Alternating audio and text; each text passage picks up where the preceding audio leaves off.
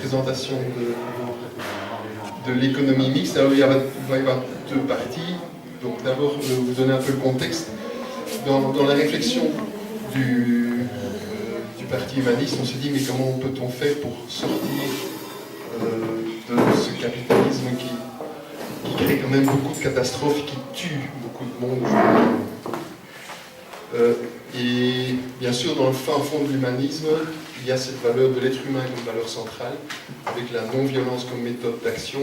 Et quelque part, nous aspirons à un système qui pourrait fonctionner sans argent.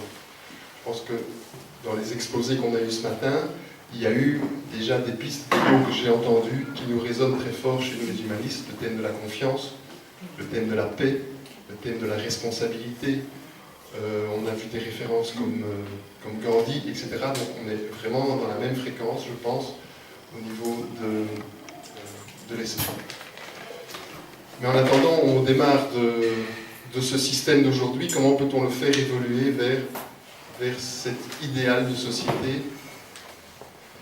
Parce que, comme disait William tout à l'heure, finalement, le salariat n'est jamais qu'un lointain héritier de l'esclavage.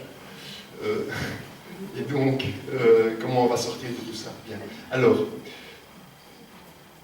au Parti humaniste en Argentine, il y a Guillermo Sullings, qui est un économiste, qui a commencé à réfléchir et qui a écrit un livre, L'économie mixte comme alternative au système capitaliste.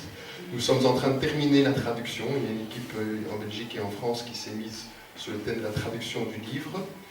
Elle n'est pas encore tout à fait finie. Enfin, le premier jet est terminé, il est à relecture, et deuxième relecture, traduction, c'est un travail un petit peu difficile.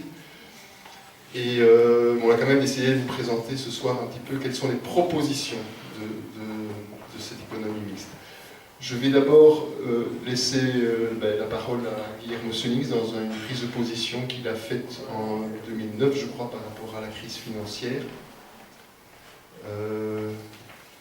Voilà que mon technicien n'est pas là. Voilà. Donc, il donne sa position sur ce qu'il faudrait faire, ce qu'il ne faudrait pas faire